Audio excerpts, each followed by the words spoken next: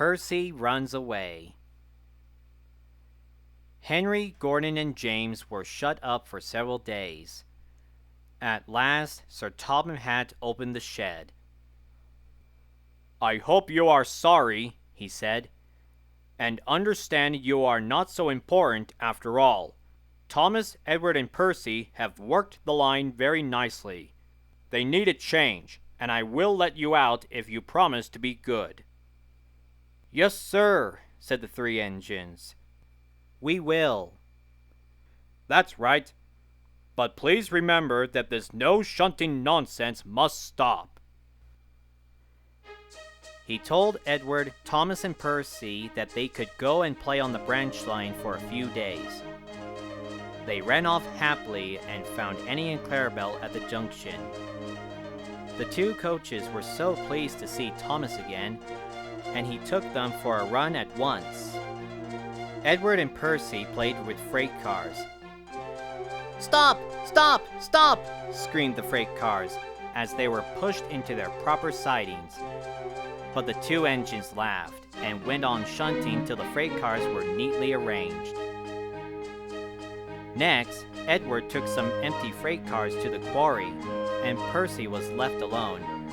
Percy didn't mind that a bit. He liked watching trains and being cheeky to the engines. "Hurry! Hurry! Hurry!" he would call to them.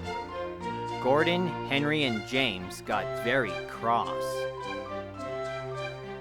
After a while, he took some freight cars over the main line to another siding. When they were nice and neat, he ran onto the main line again and waited for the signalman to set the switches so that he could cross back to the yard.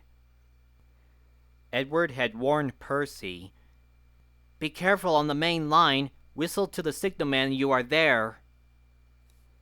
But Percy didn't remember to whistle, and the signalman was so busy that he forgot about Percy. Bells rang in the signal box. The signalman answered, saying the line was clear, and set the signals for the next train. Percy waited and waited, but the switches were still against him. He looked along the main line. "Peep! Peep!" Percy whistled in horror. Rushing straight towards him was Gordon with the express. "Poop! Poop! Poop! Poop! Poop!" whistled Gordon. His driver shut off steam and applied the brakes. Percy's driver turned on full steam. "Back, Percy, back!" he urged, but Percy's wheels wouldn't turn quickly. Gordon was coming so fast that it seemed he couldn't stop. With eyes shut, Percy waited for the crash. His driver and fireman jumped out. "Urgh!" groaned Gordon. "Get out of my way!" Percy opened his eyes. Gordon had stopped with Percy's buffers a few inches from his own. But Percy had begun to move. "I won't stay here! I'll run away!" he puffed. He was soon clear of the station and running as fast as he could. He went through Edward Station, whistling loudly, and was so frightened that he ran right up Gordon's Hill without stopping. He was tired then and wanted to stop, but he couldn't. He had no driver to shut off the steam and to apply the brakes.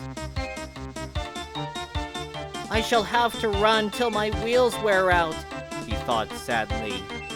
"Oh dear, oh dear. I want to stop, I want to stop," he puffed in a tired sort of way. He passed another signal box. "I know just what you want, little Percy," called the signalman kindly. He set the switches, and Percy puffed weirdly onto a nice empty siding, ending in a big mound of earth. Percy was too tired now to care where he went. "I want to stop! I want to stop!" "I have stopped," he puffed thankfully as his bunker buried itself in the mount. "Never mind, Percy," said the workman as they dug him out.